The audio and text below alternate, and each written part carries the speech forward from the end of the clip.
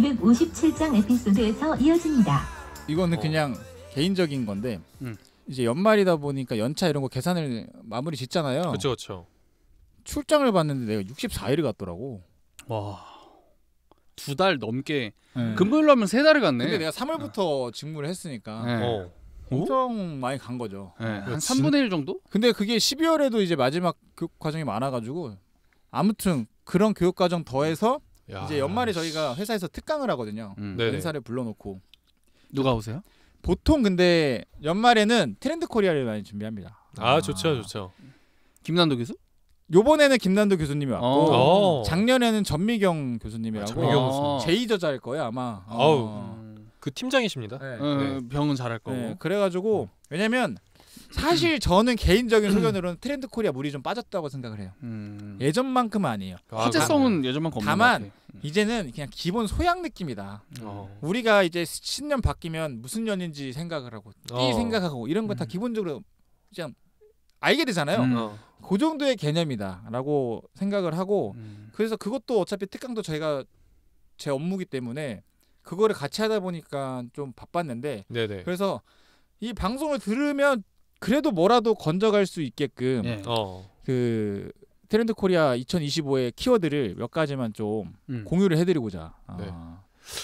일이 힘들다의 근황에서 트렌드 코리아 왔네. 자연스러웠나요? 네, 좋았습니다. 그 아시겠지만 트렌드 코리아는 그 10가지 주제를 항상 하잖아요. 네. 맞습니다. 그리고 이거를 그 띠에 해당하는 동물과 연관돼 가지고 하는데 뭐 작년엔 드래곤 아이즈 뭐 이런 거. 요번에는 뱀애예요. 근데 맞아요. 그래서 스네이크 센스. 아. 그래서 SNAK 뭐 10글자를 했는데 그게 뭔지는 안 중요한 것 같아요. 왜냐면 사실 영어 보면은 억지예요. 진짜 이런 억지가 없어. 억지고 그냥 10가지 키워드가 뭔지에 대해서 생각을 해보면 될 것 같은데 저는 교수님께서 직접 얘기해 주신 건데 몰랐는데 중요도 순이래요. 아 1번부터가? 키워드가 제일 중요한 게 초장에 나온대. 그게 이제 직접 들은 거예요? 네. 자기는 자기는 제일 큰, 제일 센. 지금까지 몇 년 동안 읽으면서 몰랐어요. 그래- 알았나요? 저는 그때 처음 알았어요. 나도 이건 몰랐네. 뭐야? 본인이 직접 얘기했잖아요. 저희는 제일 중요한 거를 제일 크게 관통할 만한 것을 1번으로 박습니다. 아 박는다고는 안 하셨고 1번에 둡니다. 이건 제 표현이었고 그래서 1번부터 가장 중요한 거니까 얘기해봐드리면 네. 옴니보어라는 옴니보어. 옴니보어? 이게 저는 항상 뭘 봤을 때 단어를 봤을 때 그 뜻이 뭔지를 찾아보거든요. 네. 옴니보어가 잡식성이라는 뜻이에요. 네.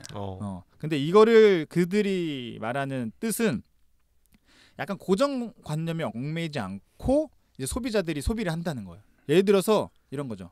야구는 남자들이 보통 많이 하는 스포츠죠. 근데 이거 야구를 누가 제일 많이 소비하냐? 여자들입니다. 네. 그러니까 원래 고정관념처럼 해야 되는 소비들이 아닌 예를 들어서 또 한 가지 예를 든 게 키즈니 알죠? 키즈니? 키자니아. 옛날에 어릴 때 가서 놀았던 거 아니에요? 애기들이 가서 직업 체험하는 거. 네네. 예. 근데 이게 어른들이 어른들에 대한 욕구 많아서 키즈 아니아라는 키즈 아니아예요. 키자니아의 어른 버전. 키즈 아니아.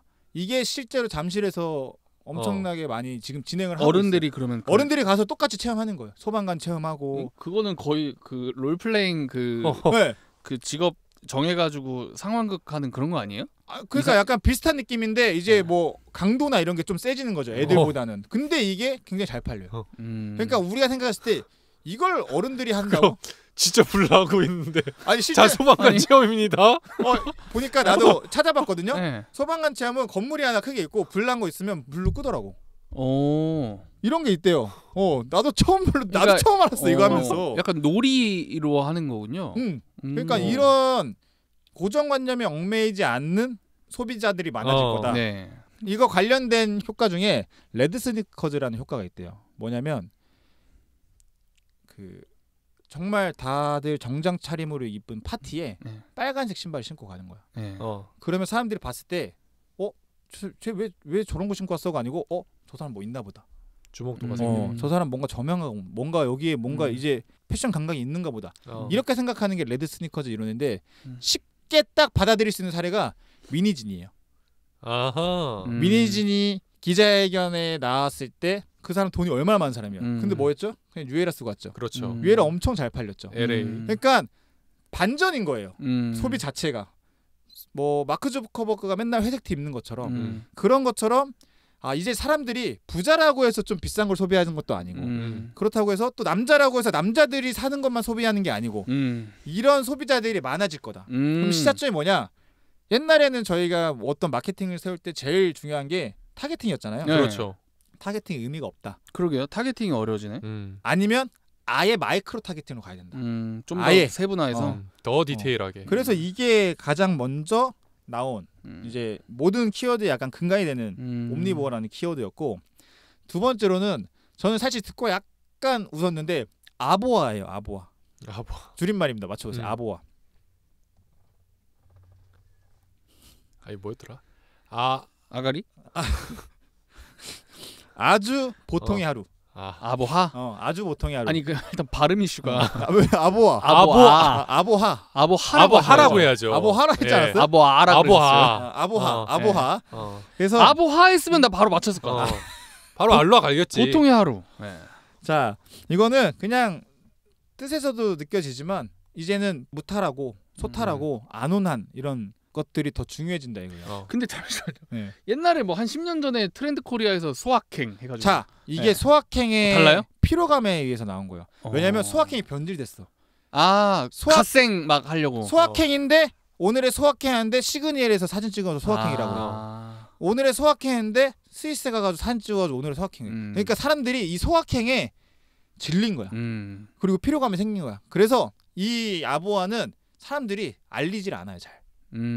그래서 많이 되는 SNS 안 할 거면 SNS 해시태그 아보하 안 하나요? 그건 진정한 아보아가 아니에요. 그러면 하는 의미가 없는데. 너무 숨어 있는데. 그럼 책에도 안 실려야 돼요. 아보하는. 좀 현실에서 살아야 돼요. 그러니까 SNS상 말고 현실에서. 그래서 이때 주목하는 소비는 뭐냐면 약간 상태 메시지네요. 아보하. 그런 거 있죠. 뜨개질. 그다음에 감사일기 쓰기. 이런 것들이 사실 그거는 누구한테 보여주거나 하는 것들이 아니잖아요. 이런 소비들이 많이 증가한다 이거예요. 그래서 이거는 어떻게 보니까 조금 서글픈 개념인 게 왜요? 예전에는 사람들이 미래를 기대하고 더 나은 미래를 위해서 오늘을 좀 하고 이랬는데 그런 기대감이 없어지는 거예요. 경제가 안 좋으니까. 오늘 똑같이 살아도 내일 크게 달라지지 않을 거다. 그래서 오늘 하루 그냥 잘 살았다. 이거면 됐다. 그 만족하는 감정이 이제 아보아의 개념이라고 보시면 돼요. 그래서 사람들이 행복보다는 오늘 하루의 작은 행운 이런 것들을 더 추구하게 된다. 행운보다는 오늘 하루의 작은 행복 아니에요? 그게 맞는 것 같아요. 네, 정확해요. 그래서 요즘 네이클로버 같은 것들도 열풍이 불고 사람들이 그런 네이클로버가 들어간 행운이 맞나 보네. 아이템들이 그런 것들이 굉장히 대박. 우리 직원분이 네이클로버 뭐 해가지고 이렇게 가방에 달아놓던데. 네, 그러니까 그게 요즘 트렌드예요. 지하철 앞에서 많이 파세요. 그러니까 그런 게 이제 아주 보통의 하루의 개념이고 그래서 뭘 주목하냐면 사치품보다는 일상품들이 더 많이 팔릴 거예요. 그러니까 립스틱보다는 고급 치약 그리고 고급 수건 내 일상에서 더 도움을 줄 만한 것들 있죠. 내 하루를 좀 더 가치 있게 해줄 수 있는 거 그런 것들이 소비가 많아질 거다. 그래서 나 무슨 생각이냐면 선물 같은 거 할 때 보통 그런 거 많이 선물하잖아요. 우리가 그 말 하잖아요. 제일 좋은 브랜드에 안 좋은 걸 사라. 왜냐면 브랜드 값이 있으니까. 근데 이제 이 트렌드에 따라가려면 반대. 좀 일상품인데 좀 쓸만한 것들이나 좀 고급스러운 것들 내 돈 주고 사기 아까운 것들 이런 것들을 선물로 주면은 더 좋을 것 같다라는 생각이 들었어요. 그렇네. 막 진짜 고급 치약이라고 들으면은 나는 지금 치약값 아까워가지고 올리브영에서 원 플러스 하는 거 막 2080 이런 거 사는데 누가 막 2만 원짜리 치약 줘, 3만 원짜리 치약 줘. 기분 너무 좋을 것 같아요. 너무 좋지. 근데 그게 사실 다른 스팸. 스팸. 그치. 모구촌 안 먹고 스팸 먹는 거야. 그렇네. 맞나요 이게? 맞잖아요 스팸. 팸. 그렇죠. 알겠습니다. 그리고 재밌네. 세 번째 개념은 토핑 경제예요. 토핑 경제. 느낌 오시죠?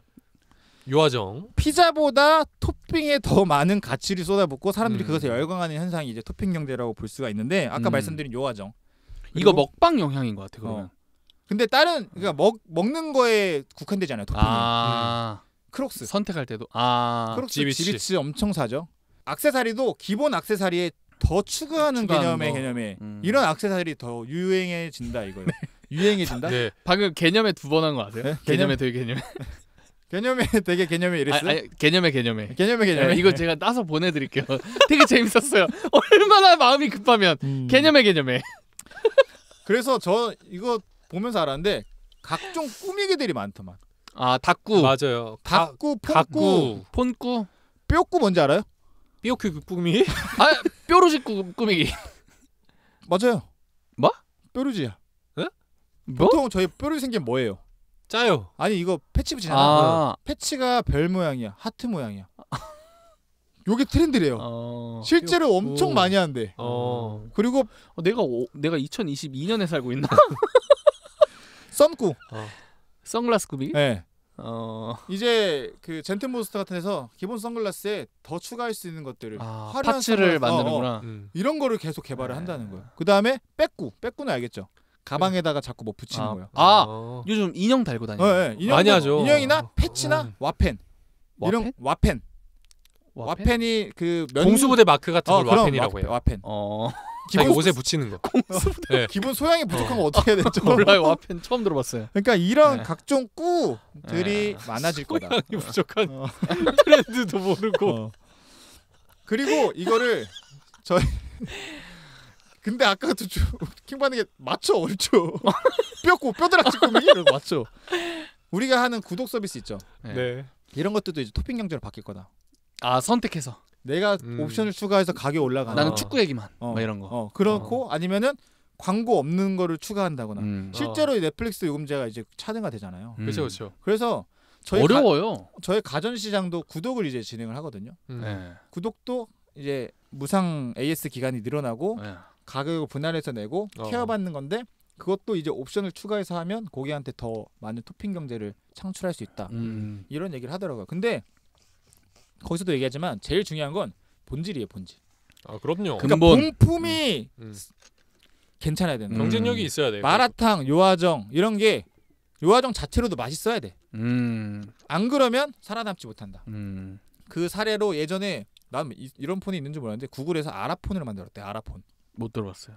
뭐야? 아라폰이 모듈을 바꿔 낄 수 있는 거야. 옛날 LG가 한번 했었던. G5에서 했던 건데 모듈 끼면 이건 카메라에 특화된, 이건 사운드에 특화된. 근데 이 기본 하드웨어가 안 좋았어요. 뭐 하나가 그래서 제대로. 망했어요. 그러니까 이 토핑 경제를 제대로 하려면 일단 근본이 있어야 되나. 근본. 기본빵을 해놓고. 그래서 이런 것들도 우리 LG전자한테 막 시사점을 주는데 의미 있는 것 같더라고요. 그리고 요 다음 것도 저희 회사랑 요거까지만 할게요. 네. 관련된 건데 물성 매력입니다. 물성 매력. 뭐 어떤 매력일까요? 물질적인 거. 물건이 갖고 있는 확실한 매력? 경험할 수 있고 만질 수 있고 잡히는 이런 것들을 물성이라고 정의를 하고 추상적인 거 말고 이게 제품의 매력을 더 높여준다 이거예요. 그러니까 예를 들면은 이런 거죠. 팝업 스토어들. 네. 우리가 그냥 보는 거랑 달리 가서 직접 체험해보고 브랜드를 체험해볼 수 있는 기회죠. 나는 솔로 팝업 스토어가 그렇게 핫한 거 아시죠? 거기 가가지고 두루마기 펼쳐보고 실제 촬영자들도 가고 이런 팝업 스토어가 많아지는 이유도 사람들이 가서 경험을 했을 때 그 브랜드 그 경험 BX를 했을 때 호감도라던가 이런 것들이 훨씬 더 좋아진다. 이렇게 얘기를 말씀드리고 싶고 또 예시 중에 좀 전 되게 신박했던 거는 배달의 민족 있죠. 네. 거기서는 회의실 이름 어떻게 짓는지 아세요? 메뉴 이름, 음식점 이름, 메뉴 이름. 잠깐만요, 맞춰볼게요. 직원 이름? 비슷했어요. 직원이 먹고 싶은 거 그냥 넣는 거. 음식 뭐 먹고 싶어요 지금? 뭐 어떻게 하냐면 직원의 아이들 이름으로 해요. 그러니까 자식의 이름. 근데 자식의 이름을 만약에 주아예요. 주아 예를 들어. 그럼 주아를 주아가 쓰게 해. 주아의 손글씨로 주아의 회의실 써요. 그거를 거기 회의실에 박아놔. 그러면 사람들이 봤을 때 일단 그 신청하는 사람들도 엄청 많았고 그 된 사람들은 그 회의실 들어갈 때마다 무슨 느낌이 있어요? 되게 뭔가 복잡하고 약간 그런 게 생길 것 같잖아요. 그래서 이런 것들도 경험하고 직접 만질 수 있는 것에 대한 매력, 물성 매력을 가진 특징이다. 그리고 개혼 내려고 하는데 너 주아 회의실로 따라와. 저 팀장 죄송한데 드릴 말씀 있습니다. 저 주화 헤이실러, 저 하은 헤이실러, 저 리엘 헤이실러. 아니 우리 아홉수견에도 좀 적용할 바가 있을 거라고 생각이 드는 게 네. 지금 우리도 공개 방송을 하면 어떨까요? 그쵸. 물성이니까. 그렇죠. 네. 근데 직접 우리를 만나 보실 근데 수 있게. 애초에 물성 매력이 있어야 돼요. 그러니까 본질이 네. 아. 본질이 예. 토핑만 이렇게 하면 안 네. 된다. 네. 그러니까 거꾸로 생각해 보세요. 마라탕 집에 갔어요. 근데 마라탕은 안 주는데 두부랑 그런 소시지 진짜 잘해. 그것만 해서 주는 거야. 그러면 좀 이상하잖아. 그렇네요. 그 물성 매력 몇 가지 사례를 더 살펴보면 예. 이제 아이폰 같은 데서도 물리 버튼이 나온다. 뭐? 물리 버튼. 물리 버튼. 직접 화면에? 클릭을 할 수 있는. 아니요, 거. 옆에 생겼잖아요. 원래 있지 않았나요? 더 우리 생기잖아. 카메라 컨트롤. 카메라도 계속 생기고. 예. 그러니까 물리 버튼이 차에서도 예. 한참 유행했던 게 다 터치. 예. 근데 다 없애는 운전해 본 사람들은 불편해, 알지만 불편해. 터치가 불편하고 그렇죠. 그 물리적인 버튼에 대한 그 감성이 있거든요. 맞아. 그리고 원래 이렇게 안 보고 이렇게 딱 눌러야 네. 되는데. 그래서 더 이제 다시 물리 버튼의 시대로 해결을 한다. 왜냐 만지는 매력이 있어야 되니까. 그리고 제일 저는 얘기하고 싶었던 게 우체국에서 용돈 배달 서비스 하는 거 알아요? 나 옛날에 들어본 것 같은데. 야, 이거 아예 처음 듣는데? 그러니까 보통 이거잖아요. 아버님 저 이번에 바빠서 못 내려가요. 용돈 붙였어요. 20 띠링 이거랑 다다다다 오토바이 타고 와. 사장님 일로 와보세요. 이거 아들이 용돈 주래요. 그래서 20만 원 딱 받아. 느낌이 다르다 이거야. 그렇지. 실제로 우체국에서 이 서비스를 하고 있대요. 근데 귀엽다. 5만 원 빼시면 어떡하지? 아하. 얼마나 좋은지 모르잖아. 그러면 이거는 이제 어떤 매력이라고 해야 되죠? 물성 매력. 손에 잡히는 5만 원. 그들도 물성 매력을 이제 배민처럼 이제 스티커 붙이는 거지. 안심 스티커입니다. 열어보지 않았습니다. 건드리지 않았습니다. 리뷰 5점 부탁드려요. 그래서 요 한 10가지 키워드가 있었는데 좀 흥미롭고 저희가 쉽게 다가갈 수 있는 키워드 한 4개 정도만 뽑았습니다. 하나 첨언하고 싶은 게 네. 저도 매년 읽긴 하는데 다 기억은 안 남죠. 네. 근데 몇 가지씩 이번에 히트 친 게 있어요. 무해력이라는 키워드가 저는 가장 인상 좋아요. 남는데 트렌드 코리아가 잘하는 게 약간 작은 흐름을 큰 흐름처럼 소개를 잘해요. 요만한 것 같다 약간. 방금 했던 모든 게 이제 무해력 키워드에 들어가는데 사람들이 점점 쇼츠를 보다가 자극적인 쇼츠 이제 막 먹방이나 싸우는 거 안 보고 동물 다큐를 많이 본다는 거야. 동물 다큐가 본 게 아니라 그냥 수달이 떠내려가고 있어. 근데 그게 조회수가 글로벌로 터지니까 막 1100만. 재밌으니까 또. 코알라 자는 영상 이런 거. 그냥 사람들이 보는 거예요. 우리의 일상 속에서 점점 우리가 그런 걸 찾고 있더라. 근데 약간 난 공감을 했거든. 지금 정치적 시류, 그 다음에 개회적으로 전쟁, 그 다음에 막 이제 트럼프 대선에 따른 불안감, 이런 게 안 좋으니까 사람들이 그런 소비를 실질적으로 가져가는 것처럼 심리적인 것까지 거기로 간다는 거야. 그래서 지자체들이 이쁘장한 캐릭터 만들고 귀여운 캐릭터 만드는 것도 그거의 일환이고 거기서 얘기하기로는 요거의 최고봉, 무해력의 최고봉은 아기래요. 애기들. 맞네. 애기가 그 무해력의 최고봉이다 이렇게 얘기하더라고요.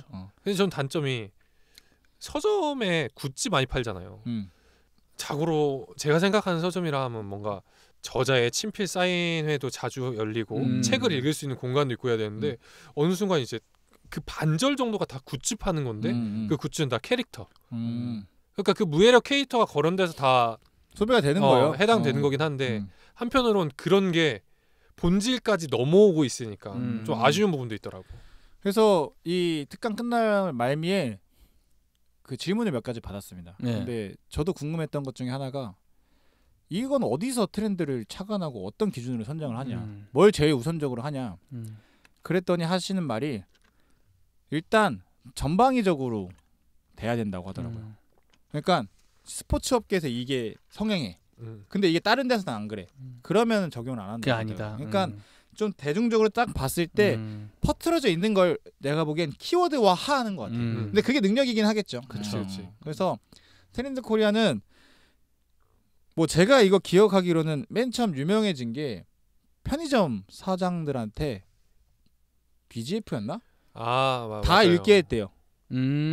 트렌드에 어떻게 보면 최선봉에 있는 게 편의점이잖아요.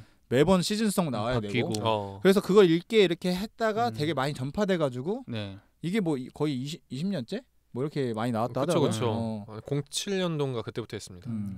그래서 그냥 가볍게 요 정도 트렌드가 있구나, 요 정도 키워드가 있구나. 딴 데서 옴니버 했을 때 그거 잡식성 뭐 이렇게 요 정도만 할 수 있으시면 현대인의 소양 정도는 다 채워주시지 않았나. 또 우리 이거 관심 많으시면 그 책의 가장 뒷장에 트렌더스 나를 뽑습니다라고 있어요. 근데 그게 나이, 직종 그런 거 다 상관없이 블라인드네 이것도. 본인이 어느 정도의 소개를 한 다음에 내면은 그쪽에서 간단한 메일 면접으로 진행을 하거든요. 어떤 리포트를 하나 써봐라. 그거 한 다음에 바로 뽑힌 다음에 이런 거 트렌드를 뽑는 그 시간을 함께 해요. 그때 가면 되게 뽕 차오르거든요. 내가 어쨌든 내년에 뭐 한국을 대표하는 책 중에 하나 트렌드에 관련된 걸 내 의견을 싣는 거니까. 그리고 내가 썼던 리포트 내용과 저기 저명한 어떤 교수의 내용이 일치했을 때 그 짜릿함도 있고요. 뭐 그런 게 있으니까 그런 것도 해보면 좋을 것 같습니다. 이것도 꿀팁이네요. 좋습니다. 이제 마지막으로 한번 말아주시죠. 예, 저 같은 경우는 이제 을은 어쨌든 트렌드 코리아 좀 우리나라의 그렇죠. 그런 내년을 알아보는 시간이었고 저는 사실 트럼프 뭐 좋아하진 않죠. 근데 이제 트럼프 당선인이 아무튼 당선이 되면서 뭔가 뭐 내가 직접적으로 트럼프 때문에 경제 활동에 타격받는 건 솔직히 없어요. 그렇죠. 뭐 우리나라 경제가 어떻게 되는지는 뭐 그거는 차치하고. 그렇죠. 그러면은 내가 트럼프의 당선으로 인해서 뭔가 얻을 수 있는 것이 무엇이냐? 난 불평 말고 기회를 찾고 싶다 했을 때 이름 매매법. 네, 이 시기와 제가 또 요즘에 코인에 대한 관심도 좀 갖게 되면서 좀 그러면 트럼프를 한번 공부해볼까? 트럼프의 어떤 정책이나 아니면 트럼프가 이제 이끌게 될 미국을 한번 공부해볼까 하는 생각이 들어서 그래서 이제 이 책을 구매를 하게 됐고 그 베스트셀러에 있길래 트럼프 2.0 시대라는 책입니다. 제가 제일 관심 있는 일론 머스크에 관련된 얘기만 지금 짧게 할게요. 혹시 그 장만 읽었나요? 아니죠. 처음부터 다 읽었습니다. 어쨌든 일론 머스크 되게 요즘 보면은 그 트럼프의 거의 뭐 아내 부부 같은 느낌으로 옆에 붙어 다니는데 비즈니스 파트너죠. 네. 실제로 트럼프가 이제 당선 연설에서 4분간 일론 머스크의 스페이스 X를 극찬을 하면서 더 화제가 됐고 이 일론 머스크가 정부 효율부 수장으로 발탁이 됐는데 이게 또 이름이 도지라고 해서 또 사람들이 막 얘기를 하죠. 이게 그래서 정부 효율부 수장이 뭐야? 처음 들어보는 단어인데 해서 찾아보니까 신설 예정인 기관인데 정부 기관의 효율화 작업을 수행하는 부서라서 규제 철폐, 행정 축소, 비용 절감을 통해서 연방 지출을 500억 달러 이상 삭감하려는 목표를 갖고 있대요. 엄청난 권력을 쥐고 있는 거죠. 그리고 그 돈이 또 본인을 향하게 할 수 있는 그런 역할을 할 수 있을 거고.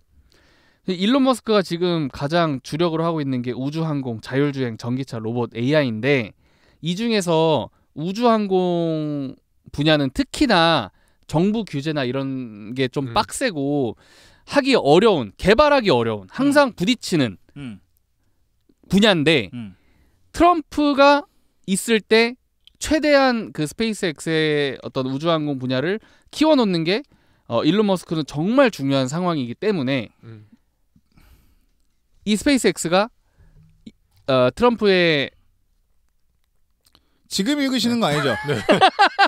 지금 되게 호방한 웃음으로 그냥 일론 머스크를 좋아했다 아닌가요? 아무튼 이런 일론 머스크가 고지에 몰빵했다 이거 아닙니까? 지금 가장 주력으로 하고 있는 정답 게 토핑 경제 우주항공이라는 그런 얘기를 하고 싶었고요. 정답 물성 매력. 뭐 예를 들어 테슬라보다는 스페이스X가 조금 더 제가 이제 더 관심이 가는 그런 어떤 회사라고 이렇게 말을 하고 싶었고 특히나 이 우주항공 관련해서 워렌 버핏도 최근에 애플 주식을 대거 처분하고 현금을 확보하면서 동시에 그 미국의 우주항공 기업인 헤이코라고 있는데 거기에 지분을 새롭게 확보를 했대요. 도미노 피자도 샀다는데. 아 그래요? 워렌 버핏. 토핑 경제? 도미노 토핑? 아니 잠깐 얘기하면 도미노 피자가 이제는 음식업이 아니래요. 물류 유통로 느낌이에요. 배달을 왜냐면 로봇 전 배달하고 지점에 그 배송하는 게 도미노의 주 업무가 돼가지고 아무튼 그래서 도미노가 도로도 깔고 있습니다. 오 멋지네요. 그리고 하나도 안 멋진데. 또 되게 유명한 자산 운용인 피델리티 자산 운용에서는 최근에 한국 항공 우주에 이 지분 투자를 확대했다고 하고요. 그리고 그러면 내가 여기서 뭐 예를 들어 직접적으로 내가 어떤 국장에선 무슨 이득을 볼 거냐 했을 때는 HVM이라고 첨단 금속을 만드는 회사인데 스페이스X에 납품을 하고 있다고 합니다. 한국 회사가? 네. HVM? 네. 근데 최근에 주가를 보면은 쭉쭉 떨어지고 있어요. 그거는 한국 시장이 워낙 안 좋고 한국의 항공우주에 대한 그런 산업이 너무 침체되어 있어서 뭐 그런 것 같다고 하더라고요. 만약에 이게 투자를 했는데 그 부품 납품을 중국으로 바꾸면 어떻게 돼요? 그럼 이제 큰일 나는 거죠. 큰일 나는 거죠. 그래서 함부로 투자를 할 수 없지만 지금 실례지만 주가가 어떻게 되세요? 거기까지는 안 찾아봤어요. 쭉쭉 내려가고 있어요. 오늘 기준으로도. 그냥 좋은 말하다가 쭉쭉이라는 표현을 써버리니까. 네. 근데 아무튼 관심은 가져두면 좋을 것 같다는 거 별표를 제가 눌러놨습니다. 좋은데요? 그리고 일론 머스크가 이렇게 또 우주 산업에 열을 올리는 이유가 자원 때문이라는 말도 있어요. 이 달에 있는 헬륨3라는 에너지가 전 인류가 10,000년 동안 쓸 수 있는 전기를 생산한대요. 그러면 이 헬륨3를 지구로 갖고 오게 되면은 다른 사업 뭐 하고 있죠? 자율주행 전기차 로봇 AI 다 그걸로 그냥 일론 머스크가 왕이 될 수 있다. 이 차원을 넘어서는 이 산업군의 왕이 될 수 있다라는 그런 의견이고요. 이 헬륨3 채굴을 위해서 나사도 시스템을 구축했다고 해요. 근데 또 그 트럼프의 공화당의 어떤 정책 중에 하나가 좀 우리 공공기관이나 나라에서만 운영하는 것들로는 부족하다. 기술력이나 자본이나 부족하다. 이제 민간 회사를 많이 이렇게 끌어와야 된다. 같이 도움을 받고 서로 해야 된다. 스페이스X가 조금 더 뭔가 힘을 받을 수 있는 그런 상황이 되겠죠? 민간 회사라고 칭하고 그냥 스페이스X를 겨냥한 거 아닌가? 그럴 것 같아요. 거의 지금 그래서 그러면은 스페이스X 쪽에 관심을 많이 가져야겠다. 근데 약간 결이 맞잖아 둘이. 너무 맞아요. 그럼. 네, 너무 맞아요. 공화당. 광기 있는 미국인. 네. 근데 능력 있고 돈 많은. 근데 실행력도 있는. 약간 이런 게 잘 맞으니까 둘이 콩짝이 잘 맞는 것 같아. 그게 전 너무 그래서 요즘 테슬라에도 관심이 많았는데 그 트럼프 같은 경우는 너무 우리 미국 이렇게 되잖아요. 그리고 저 나토 이런 어떤 공동 경제 뭐라 그러죠? 공동 조합들. 북태평양 그런 거. 나토도 지금 탈퇴하려고 하고 있고 막 협박을 막 한단 말이에요. 그리고 뭐 예를 들어 나토에 있는 뭐 31개국 그런 대상으로 방위비를 GDP의 2%까지 맞춰라. 근데 그 기준을 11개국밖에 충족을 못 한대요. 그럼 나머지는 어쨌든 올려야 되잖아요. 우리도 올려야 되잖아. 우리도 올려야 되고 다 요구하고 그렇죠. 있잖아요. 만약에 트럼프가 너네 이제 보호해주지 않을 거야. 러시아가 너네한테 지랄해도 난 너네 보호하지 않을 거야. 이렇게 해버리면은 큰일 나지. 그럼 알아서 또 올려야 되고 방위비를. 어쨌든 이 방위비도 계속 올라가야 되는 상황. 중국과 러시아 그리고 미국 이렇게 점점 이렇게 좀 갈라서겠죠. 근데 테슬라의 어떤 대부분의 생산이 지금 중국에서 이루어지고 있다고 하니까 이게 끊겨버리면 이 생산 시설을 다 미국으로 가져오는 거에 대한 어떤 그런 리스크도 있고 기간도 걸릴 것이고 그러니까 좀 더 저는 우주 쪽으로 관심이 가더라고요. 그 투자를 하려면 스페이스X 비롯한 HVM 뭐 이런 데 좀 관심을 가져야겠다라는 그러니까 생각을 했습니다. 우주는 어차피 기반이 다 미국에 있으니까 리스크가 좀 적다. 그리고 뭐 어쨌든 엄청 밀어주고 있고 나사랑도 이렇게 하고 있고 헬륨3? 이건 재밌다. 그 얼마 투자하실 예정이에요? 전 재산이요. 지금 한 명 억장 와르르 먹는 거고요. 우리 안사랑. 이런 미국 얘기 해봐도 재밌을 것 같아요. 되게 막 멕시코에 대한 관세 그거 아세요? 또 아까 잠깐 해서 첨언하고 싶은 게 테슬라에 대한 생산 모든 공장들이 중국에 많이 있잖아요. 근데 트럼프는 중국에 대한 관세를 무자비하게 올리겠다고 하는 거고. 그럼 테슬라 거기 생산을 해서 자국으로 들어올 때 관세가 생겨버린단 말이죠. 그러면은 되게 난처하잖아요. 그럼 테슬라에 대한 주가나 그런 매출 부분도 방어를 하지 못할 거니까. 그래서 중국과 미국의 외교관이 그 사람이 될 수가 있다는 거죠. 중국에 대한 모든 투자 시설을 갖고 있기 때문에 중국의 입장에서 트럼프한테 가장 얘기를 해줄 수 있는 사람이 일론 머스크다. 근데 이게 일론 머스크가 그 트럼프랑 친한데 트럼프 봐주지 않을까요? 근데 진짜 트럼프가 우리가 상식이라고 생각했던 선을 벗어날 수 있다. 그러니까 충분히. 지금 거의 값 2배 돼 지금 관세하면 한 2년만 일단. 그렇죠. 그 관세 없이 해줘. 뭐 특정 품목을 조금 그리고 이제 공장 옮기는 거지. 충분히 할 수 있죠. 지난 대통령을 할 때보다 그때는 일단은 공화당이 이렇게 세지도 않았고 트럼프가 공화당 내에서 지지를 많이 받지도 못했다고 하고 그리고 재선에 대한 부담도 있기 때문에 마음대로 막 행동하지 못했는데 지금은 그냥 폭군이 될 가능성이 있다라고 평가를 하더라고요. 사실 냉정히 말하면 타국한테만 폭군이지 맞아요. 자국한테는 그렇죠. 든든한 사람들이죠. 네. 하지만 전 타국민이기 때문에 그렇게 좋아하진 않습니다. 예. 그럼요.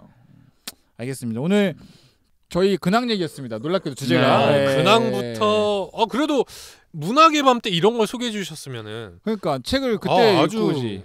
그때 좋은데요? 상상으로 했죠. 네, 목차 목차 소개.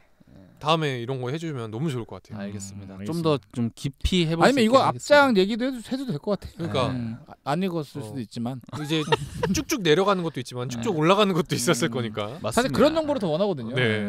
알겠습니다. 오늘 병 이직 얘기도 잘 들었고 네. 또 저와 정이 요즘 어떤 책을 읽고 또 어떤 삶을 살고 있는지 좀 알아보는 시간이었습니다. 좋았네요. 그리고 한 가지 고무적인 건 저희가 구도를 좀 바꿨잖아요. 아무튼 실험적으로 한번 오늘 구도를 좀 바꿔봤는데 네.